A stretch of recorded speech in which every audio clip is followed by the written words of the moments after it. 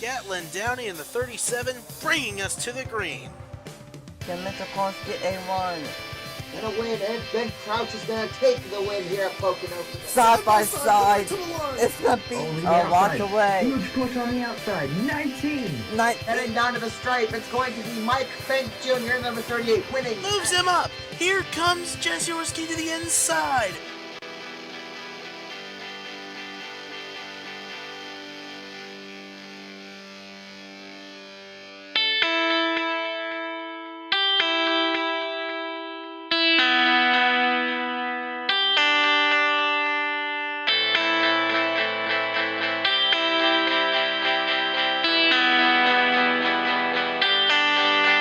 What's up, everyone? This is your boy NSRacing95 AKA Nathan Stapleton here, and welcome everyone to Chicagoland Speedway for race 3 on the season.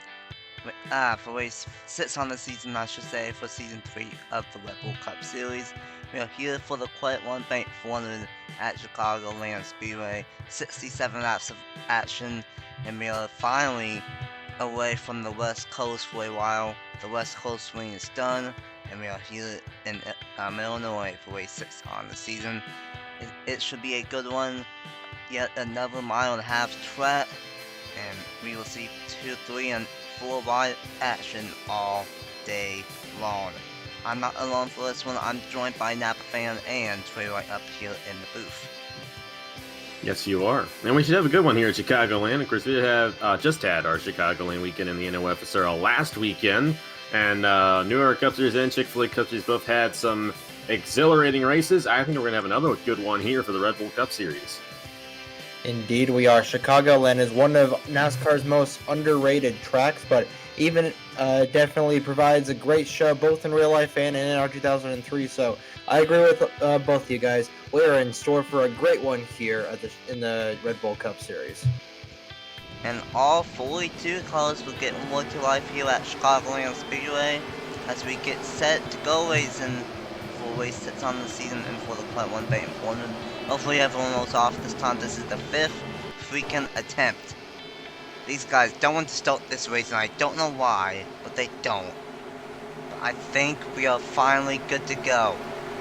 Looks like we are finally going to go racing in the CreditOne Bank 400 after the 5th freaking try. Cesar Diaz, Monaco, Tristan, and Club McKee all made it through the qualifying race earlier on.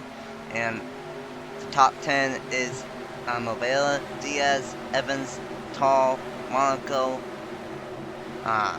Mitchell Collins, Wyatt Quill, Jake Galloway, Modulate, and Christian Focus. So, 67 laps here today at Chicagoland for the CreditOne Bank 400. Who will get the job done? We just have to wait and see. The all Toyota front row of Angel Overa and Cesar Diaz, the CreditOne Bank 400, and race 6 on the season is green at Chicagoland.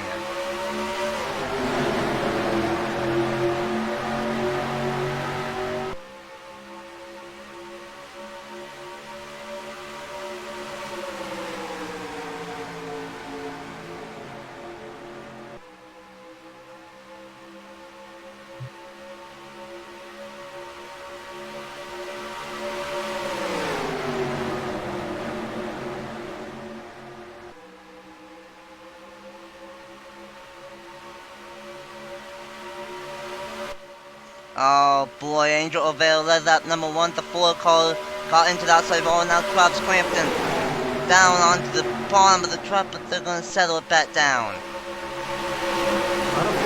So far here, and that outside lane is going to be the strong line here at the new version of the Chicagoland Speedway. So watch out for guys to get pretty good runs there, especially through turns 1 and 2. Indeed, we see a lot of cars there. 4 wide in the back there with a 19 of Roger Ray on the outside. The Phoenix winner by Angel O'Vera in a commanding lead. We did see a car on the inside. I'm not entirely sure who that was, but hey, you know what? At least we made a lap without some. And so far, so good. 2 laps in the books, but that's not saying much after the chaos that we've had just trying to get this race started.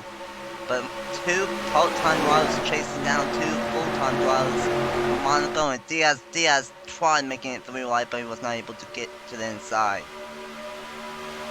Eric Monaco is definitely a solid driver. Hers Dash Series champion in the NOFSRL earlier this year and won 5 races in that 20-race season. So he knows what he's doing. Even though he's a part-timer here, he's going to have a good shot at possibly getting around Angel Oliveira here in the next few laps if he can clear the 81 and the 65.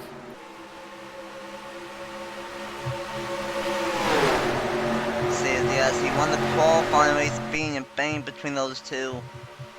Diaz trying to do the double, pull off 2 races in one day, won the qualifying race, trying to win the actual race. Now here comes Stephen Collin, Wright, and the rest of these guys, 3 and almost 4 wide here at Chicagoland Speedway, but this is exactly what Angel Oliveira wants to see, pulling away in that number 18, the front row out 1-1-2. Indeed, that's what Oliveira wants to see, but right on his tail is the 81 of Sayer Diaz. And these guys have pulled away quite a bit from this Hornet's Nest. They've been kind of tandem drafting at this D-shaped cookie cutter racetrack. Now pulling out in the final podium position is a 47 of Stephen Collin. So fairly experienced field except for the Stephen Collin at the front of this field, as you see Sayer Diaz is going to try and make that high lane work. A multi-groove racetrack here in Joliet, Illinois. And Angel Oliveira out front. Joe Gibbs Racing trying to go 2 in a row in the Rebel Cup Series. Last time out, Trey Galloway won at Las Vegas. Now Angel Oliveira trying to get the job done. Joe Gibbs Racing has been absolutely dominant so far this season. Watch Away won once away. Jake Galloway won once away, and now Angel Oliveira's trying to get that win and have 3 Joe Gibbs Racing cars all the way locked into the playoffs, but still 60 laps to go. Plenty of time for chaos to happen, and speaking of chaos, Stephen Collin has caught up to the top 2. Same with Monaco, and how about no Clifton in his double 0 inside the top 5 now. Yeah, you can see the 81 there. Sayer Diaz had a run to the inside of the 18, but it is difficult to work the inside here at Chicagoland, and that's why Oliveira's been able to stay up front for quite some time. But he's going to have another run. This time he's going to have some help there from Stephen Collin. He may be able to get to the inside and possibly make the pass through 1 and 2. Oh, and he will easily. 3 wide right behind him for second, though. Monaco, Collin, and Oliveira, Collin through the middle. And he will take second, and now Clifton trying to do the same thing. Here comes 3 wide. Angel Oliveira got shuffled back. He's on that outside lane. The very top of that outside lane does not work as much as the Chicagoland Speedway early in this run. And as Diaz and Stephen Collin at the head of this lead, and meanwhile battle for third place between the 46 of Eric Monaco and the 9. Now it's going to make a 3 wide battle between Monaco, Brett Sierra, and the 15 of Wyatt Quayle. And Quayle's going to fall back just a bit with the 00 of Noah Clifton on that outside lane. One thing about this version is that it's really just a 2-lane track. That 3rd lane and up, it really doesn't help that much. Maybe in 1 and 2, but in 3 and 4, it is dead. It's just a 2-lane groove in 3 and 4, so it's going to be fairly challenging for these drivers to make a pass all day long. We saw it back in season 1, the last time we used this version. It was fairly hard to pass, but so far these guys have been able to pass a lot here at Chicagoland Speedway. And Sayer Diaz is out front. Well, we got the 46 of Monaco looking to get to the inside of Stephen Collin. He's going to shove him to the outside lane. That's going to give Collin a little loose there through the corner, but I think Collin will have the advantage on the outside lane. And the outside lane doesn't seem to be working as well as it did in the New Era Cup Series race that we had here about a week ago over on Marty's channel, and I called that race with them, and that outside lane was really strong. Here, they're running the inside lane a lot more grip here today at Chicagoland than it was a week ago. And part of that reason is because these guys using the quote-unquote high downforce package. I don't know what Molly uses, but these guys use CTS visits and the high downforce low horsepower package, so the inside lane will work out at least somewhat better, and it won't be as dominant. But these guys looking more spread out than I thought they would. Even with CTS physics. Oh yeah, they're definitely looking a lot more spread out, especially more towards the front of the pack. But the back of the pack is still a hornet's nest as they're still jockeying for position. As there's a 3-wide battle between the 12, the 51, and the 17. The 17 going to get washed up the track. But other than that, pretty much single file spaced out throughout the front part of the pack from first to about 22nd. Oh! See a 3-wide battle there. Oh, 19 car. Mm. That's Roger Ray, the Phoenix wiener. Not the wiener, the Phoenix winner. He's on pit row with an engine issue of some sort. Tough break for him. It's going to send him to the back of the field. That looks like an internal issue, possibly electric. We'll have to see if it was an engine, if we go back and replay. But either way, it's a very calm race so far. So the Chick-fil-A Cup Series started last weekend, but then it got pretty crazy. But those guys were under the light, so we'll have to see. I think these guys are going to have a pretty clean race today. It could come down to the strategy later on. And the interesting thing is that if it goes green all the way, there's going to be 2 pit stops still. A lot like how Las Vegas played out, and we all saw of how that played out. Sure, we had some crashes and cautions and stuff like that that caused strategy, but it came down to fuel mileage late in the going, and we could see the same thing if this race goes green. About 28 to 31, 32 laps on fuel, so that's pushing it if they can make it all the way on fuel. It's going to be interesting to see how that all shakes out. But how about Noah Clifton up to third at one point? He was inside the top 5 and now he's up to third. Indeed, shout out to the entire top 10 pulling away from the rest of the field. Everyone from 81 of Sayer Diaz back to the 40 of Tristan Allen. They're all, I think, second or so, or at least a couple seconds in front of 11th place, the 11 of Holloway there. Yeah, they're a second ahead of everybody. So this these top 10 cars, you got a lot of horsepower underneath these cars running the preferred line here at the Chicagoland Speedway. As Diaz continues to lead, but Clifton, he's going to go to the inside of Eric Monaco here, coming off of turn number 4. Good run there for Monaco, or should I say Clifton on the inside, but a good run for Monaco as well on the outside lane, and off the corner you get a really good push there, and that actually might bring Monaco to the back over of Diaz, and you got Cole in there moving to the inside, 3 wide for a moment right there through turn 1 and 2. Still 3 wide for the 3rd position, but I don't know if it's just because these top 10 guys are the fastest on track or what, but just these guys cannot catch up to him. But right now, Galloway, the 21 of Chastain, and Patrick Smith, they're trying to get single file, trying to get something going to maybe catch up with those top 10. But right now, the top 10 look to be the 10 best cars here today at Chicagoland. Indeed they do. As 10 cars underneath the metaphorical blanket here. As you got Diaz, you got the 47 of Stephen Colin going underneath Monaco. Then it's Clifton, the 15 of Wyatt Quayle, and you go to the 88 of scrolling through my list here. William Brock on the 88. The Actually, 5 that's of Johnny Gardner. I'm Johnny there on that outside lane.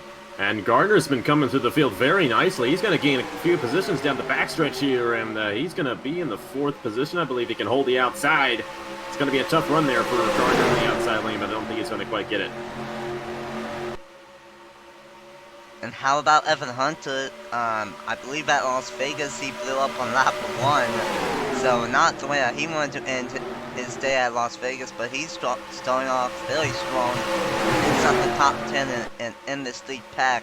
Great one for that 38 machine. Great one for Brett Seeler. Great one for the satellite team. 200 Evans Gunners Motorsports 5. A lot of drivers that we haven't really seen up front this season so far up front. But right now, the part-timers are making a statement. 3 out of the 4 of them are inside the top 10. Oh, no. Oh, for that camera angle, they got pretty sketchy between Quail and Tristan Allen going into turn 1. So if anybody gets hooked in the beginning of that turn, that could be a recipe for disaster. And a caution would change the complexity, the complexion of this race, as we are nearing the halfway point, about 10 or 15 laps shy of the halfway point. As you see, Eric Monaco, he's going to get right in the tire tracks. There it goes down to the inside. There goes Eric Monaco on the 81. I think the 81 of Sayer Diaz is going to have the preferred line. He's going to have the better run on the outside lane. So Monaco, bold move by him, but it's not going to pay off as they go down the Brant back speaking of bold moves, here comes Oh, Clifton, 3 wide. Diaz is going to fall back in the 81. I think Clifton might have the advantage here, but Monaco might actually get that pass to work. It might have worked out for him. He held the inside entering turn 3. But now Monaco, and now you got the 15 of Wyatt Quail going 3 wide for the race lead. Oh, that's some good stuff right there up front. These guys are all bunched up for the race lead here. Now got Stephen Colin here. If he keeps the inside on the 15, he could take the race lead next time by. These tires are getting old, and these guys are getting super racy up front for this race lead. It probably changed 2 or 3, maybe 4 times in 2 laps, and now Stephen Colin is out front. But watch out, here comes Johnny Garner and Evan Hunter up front as well. Evan Hunter's development driver won the Power Truck Series race a couple days ago. Now Evan Hunter trying to the Chicagoland sweep for himself and his driver here today, and he's in 3rd. What a couple of laps at Chicagoland. And then the next 5-7 laps, we should see the first round of pit stops. And speaking of drivers coming out of nowhere, Jake Galloway has led a whole string of drivers that has caught up with the top 10. Now it's about a 23 car pack now out of nowhere instead of just a 10 car pack. And this guy's got really racy there, and that's what brought them all in. When you go side by side at a place like this, that slows you down. But now the top 2 have pulled away. They've gotten single file, Gardner and Stephen Colin, so watch out for those guys to put a bigger gap on the rest of the field. Indeed it is. There goes Gardner to the inside, but I don't think it's going to pan out just as the way he was going to expect it, as Colin is going to have the slingshot on the outside lane. I think Gardner's going to lose some momentum here as Sayer Diaz, he's going to fall back. He's going to jump up to the 3rd position. Jake Galloway going 3 wide on Tristan Allen, and the 15 of Wyatt Quail for the... there we go. Pit stops. It's just the 15 coming down right now. So interesting strategy play there for Wyatt Quail, trying to get a bit of an advantage on the tires, I think, and that might play out in his favor because he was right there inside the top 5. Actually, excuse me, that was Sayer Diaz in the 81. The only one to pit. I don't know. Strategy play. Some kind of strategy pitting on lap 28-29. It'll be interesting to see if how that plays out. I'd imagine we're going to see the rest of these guys come in here. We gotta be careful, but good job out of this guys keeping it together. Number 9, Brett Sear out front. Now, last time we had green flag pit stops in the Red Bull Cup Series at Las Vegas, we had a caution between Watson and Friesen. Hopefully we don't see a caution during pit stops this time and rats up the whole field. But right now, Brett Sear is going to get a bonus point for leading a lap in the Red Bull Cup Series. And let's see, will everyone else pit this time by, or will anyone stay out? I think everyone's going to come down time. So I'm really intrigued to see now. Oh yeah, a few guys in the back staying out. First one that stays out is the 8. DeLello, I think. Foils, DeLello. 17, the 50. Looks like 4 drivers. Now I'm really intrigued to see what Sayer Diaz can do on the rest of the field here. He came down a few laps before a lot of the other guys, and he might get an advantage on the tires here. So once this whole thing cycles through, we're going to have to see where that 81 files in. So they Yeah, it will, but this is definitely an interesting strategy call by a lot of these guys. They are still, actually no, those are not the same guys that are staying out. So it's going to be Stephen Cole and William Brock. And if I'm not mistaken, that's Sayer Diaz right behind William Brock. That's actually Johnny Gardner there in the 5, once again going for the race lead. Brett Sear looking to get an advantage, but he's not going to be able to catch on those guys. But Johnny Gardner, I am really impressed with what Gardner has done in this race. He moved his way through that pack, and now he's up front here at Chicagoland. So it's about a 29 to 31 lap fuel window, so they will have to pit about 60 to 62, 63. So if we don't get a caution in this race, then they will have to pit with like 3 or 5 laps to go, and that could get very interesting at Chicagoland. But right now, back up to the front after the pit cycle, it is Johnny Gardner out front, Cesar Diaz in second, Colin in third, Hunter in fourth, Brett Seal in fifth, Josh Williamson out of nowhere in sixth, Francois Chastain out of nowhere in seventh, Patrick Smith, the season 1 champ, out of nowhere in eighth, Jake Galloway, most recent winner, out of nowhere in ninth, and Owen in 10th. Yeah, so pretty standard races. Diaz is going to go underneath on Gardner, not William Brock, for the first position. He's going to have help from Stephen Colin.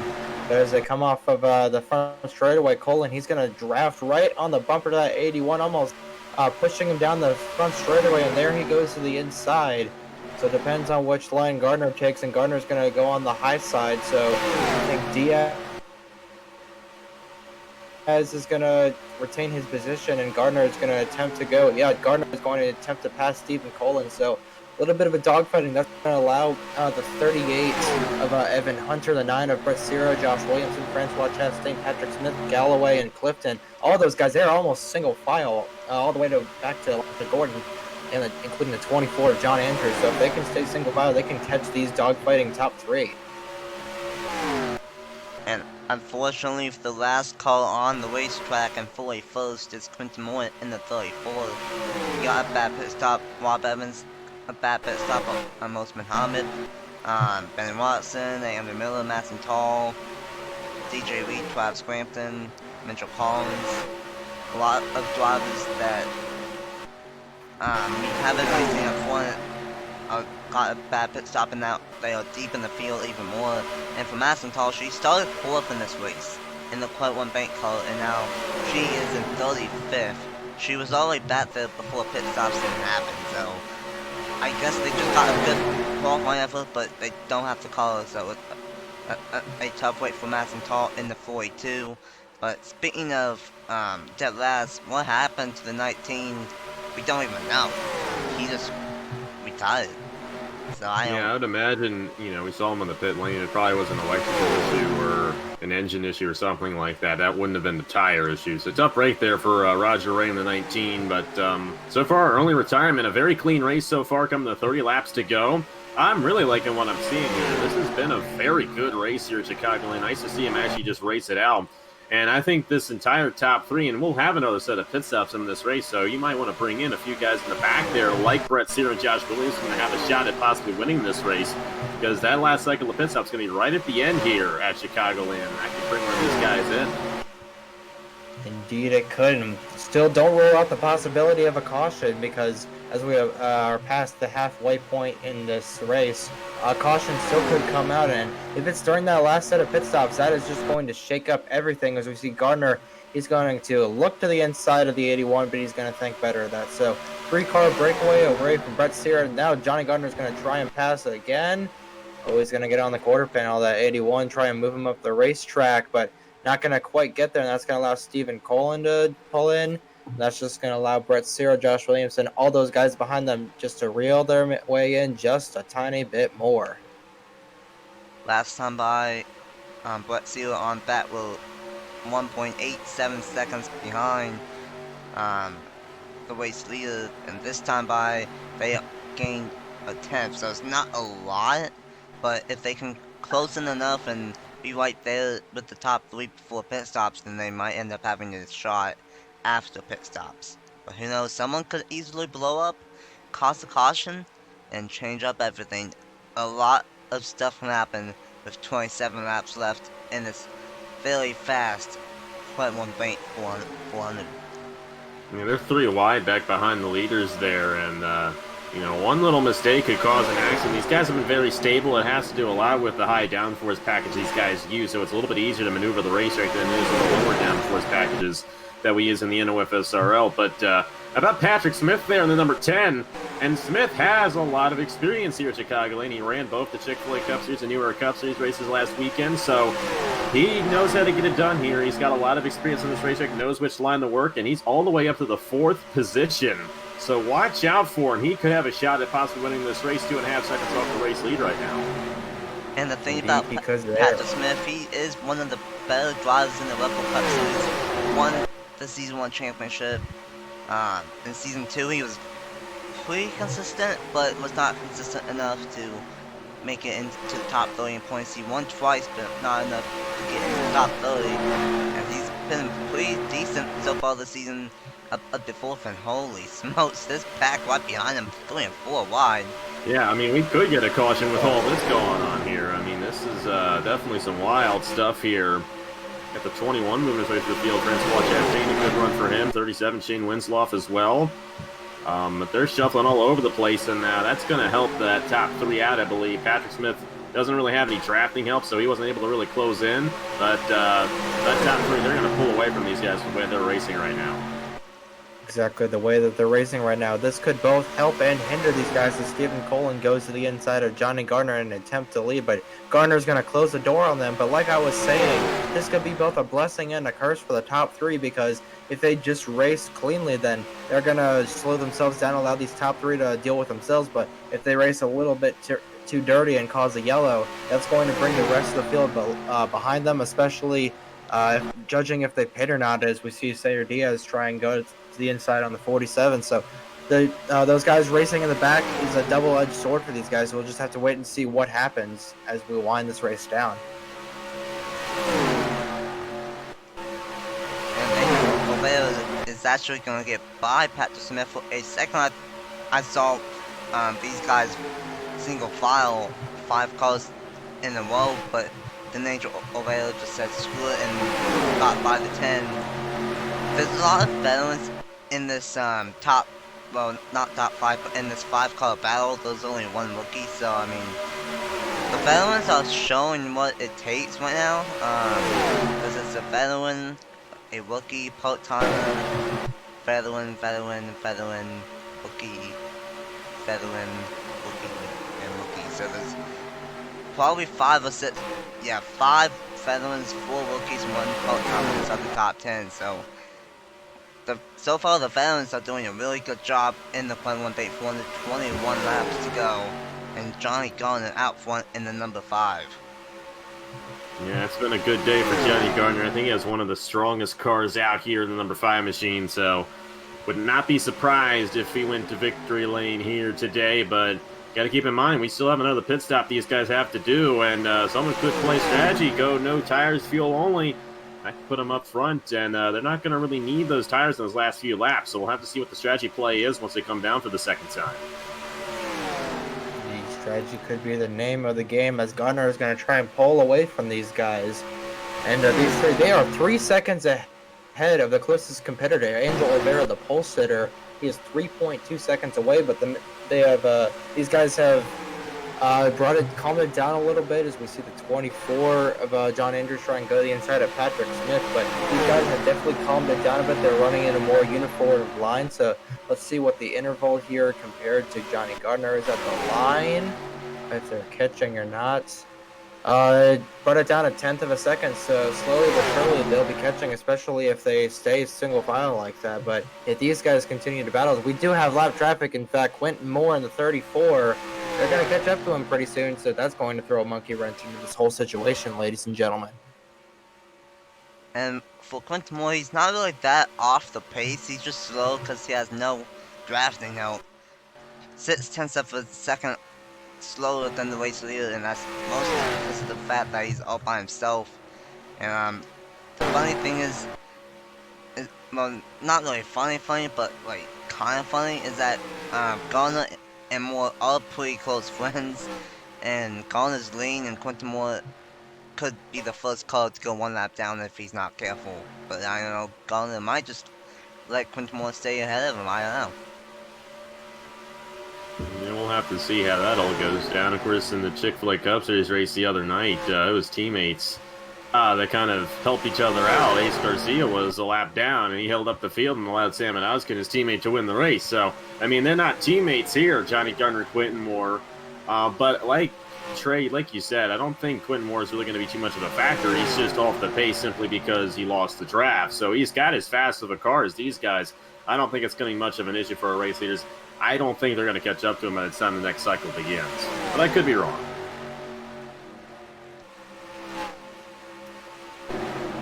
And these guys are already 3 and 4 wide once again.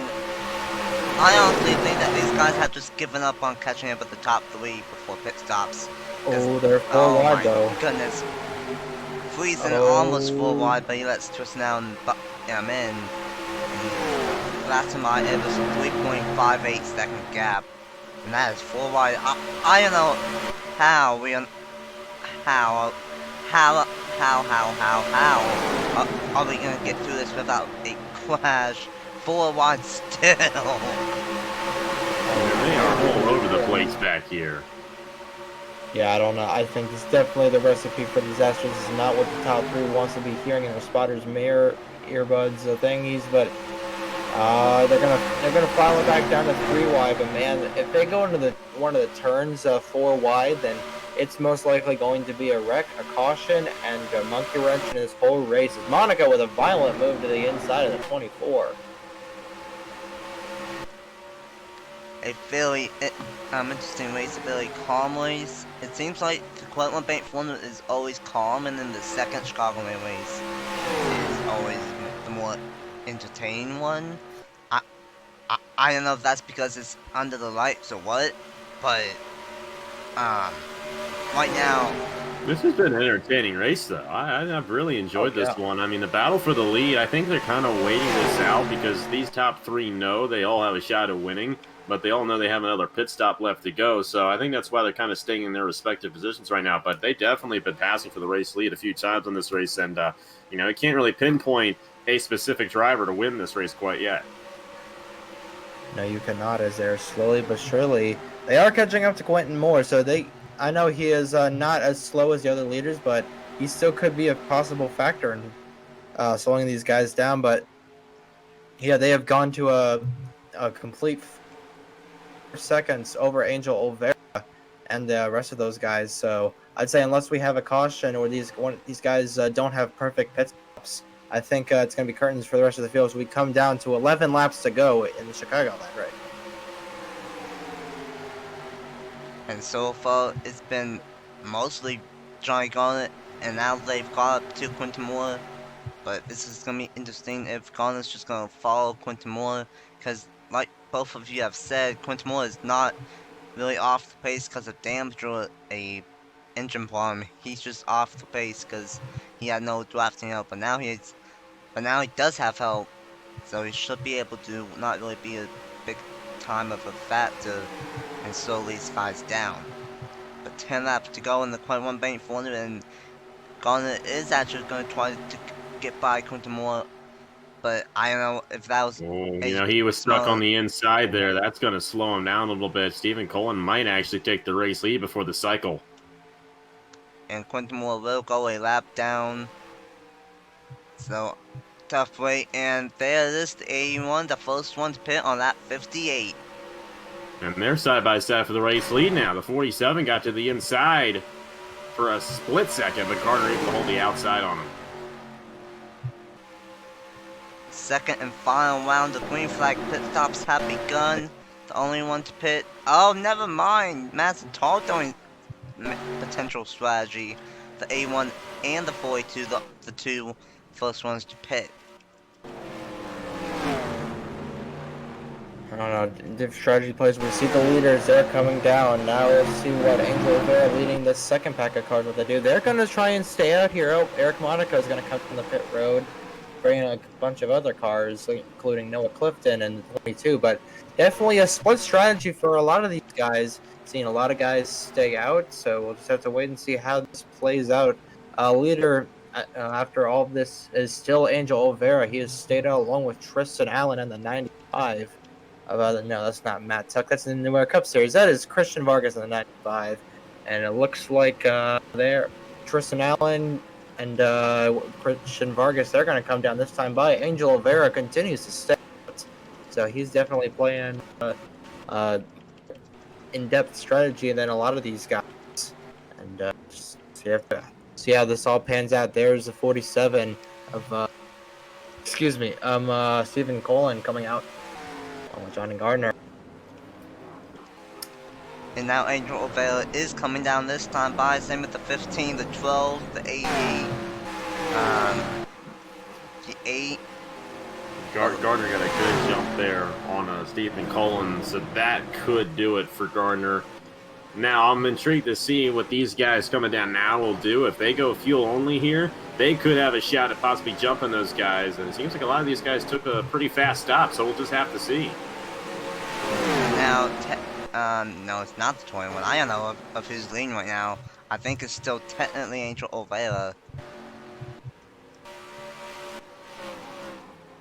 But where is the race leader? There's Gardner. There's Gardner. And there goes Angel Oliveira. And there's Rivera. So Gardner's going to take it away. Sayer Diaz, though, is coming in the 81. I think the only threat that Gardner has to losing this race is that 81 machine. Maybe the 47, though. 47 is coming as well. They're both getting around Quentin Moore here, so watch out for the 47 of Stephen Cullen. He could play spoiler in this one late in the going. 5 Indeed, laps to he go. could. And Gardner's going to come out with the lead here. I think Gardner is probably going to have the best shot of all three of these guys to come out and win this. So definitely going to be interesting to see how this all plays out. But what laps are winding down, coming to 4 laps to go next time by. Who is going to win it? We do not know. It's either going to be a veteran of Johnny Gardner, a part-timer of Sayer Diaz, or getting tongue twisted, or getting Stephen Collin. So it's going to be a rookie, a part-timer, or a veteran winning the Bay 400. Who will it be? We have to wait and see. 4 laps to go in the CreditOne Bank 400. Caution free up to this point. I hope I did not jinx it in these last 3 laps. 3 laps to go, Johnny Gardner out front.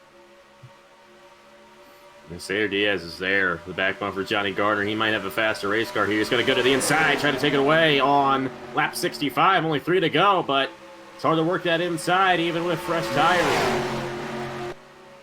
Yeah, and here comes Stephen Cullen. He's going to reel his way back. So 3-car battle for the lead. The 3 strongest cars all day long as Cullen.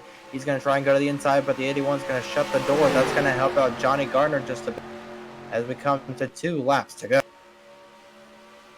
Johnny Gardner, he did not race in Season 2 of the Red Bull Cup Series.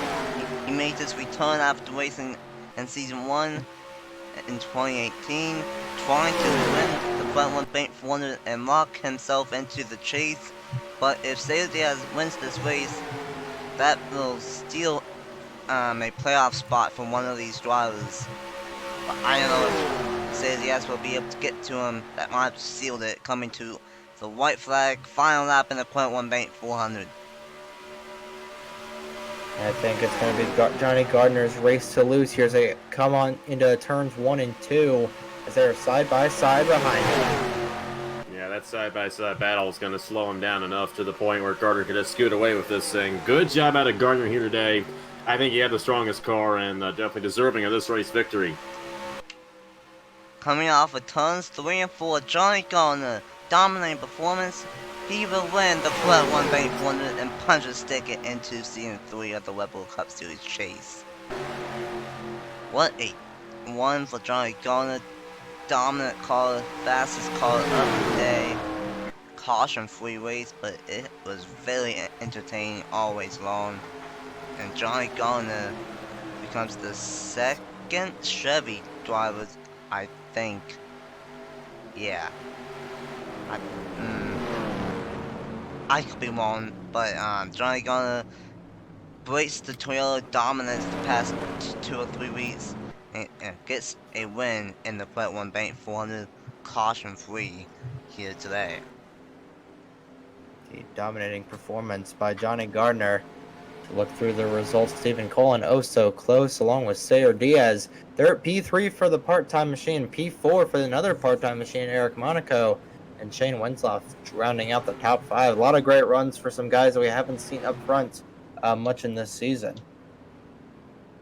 Yeah, Johnny. Definitely a very interesting race there. A lot more passing than what we saw, I think, last weekend with the NOFs, or at least on the newer Cup Series side. They'd use this same racetrack, but Johnny Garner definitely had the strongest car and definitely deserving of this race victory.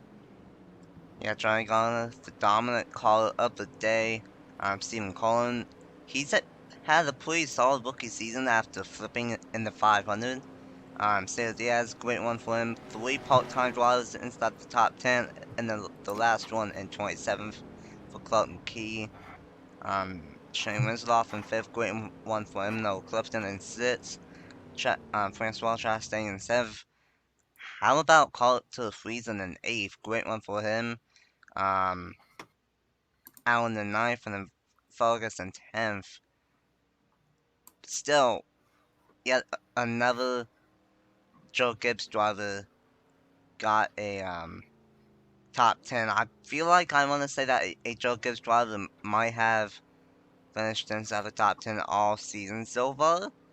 I could be wrong, but I know for sure that they've been very strong up to this point, and we are only 6 races in.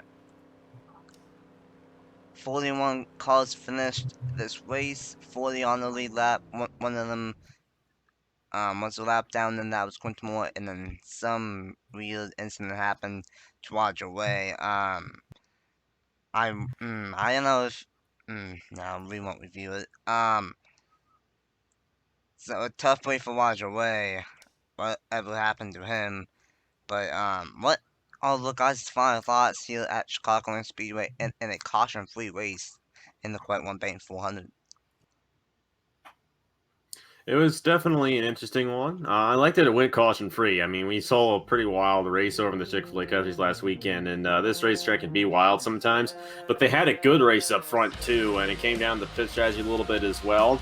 All around, it's a solid race here at Chicagoland, and definitely enjoyed it.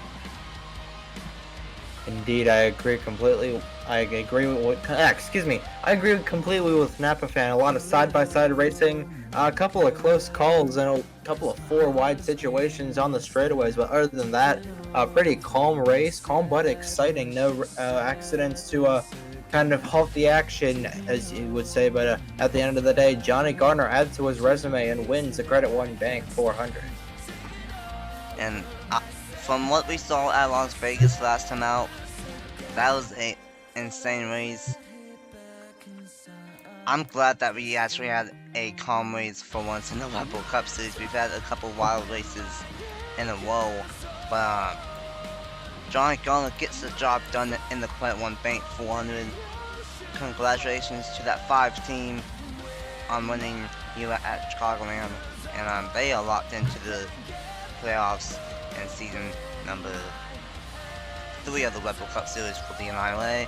Next time for these guys, we go up to the Irish Hills of Michigan for the Subway 400. That will be a wild one, and that's gonna be interesting to see of how they look for PJ1 and how they will not win the inside lane. I don't know what I'm saying, but it would be a wild one in the Subway 400 at Michigan next time out.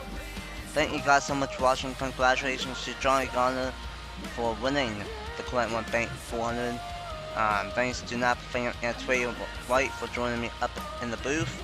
And until next time, congratulations to Johnny Garner for winning, and we will see you guys at Michigan for race 7 on the season. Bye!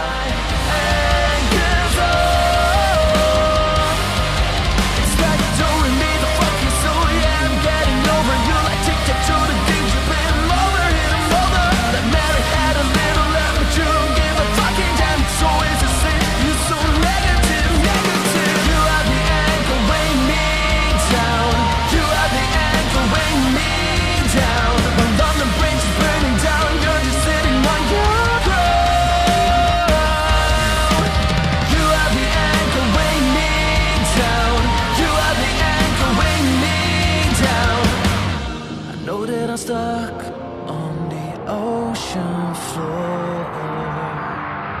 I know that I'm stuck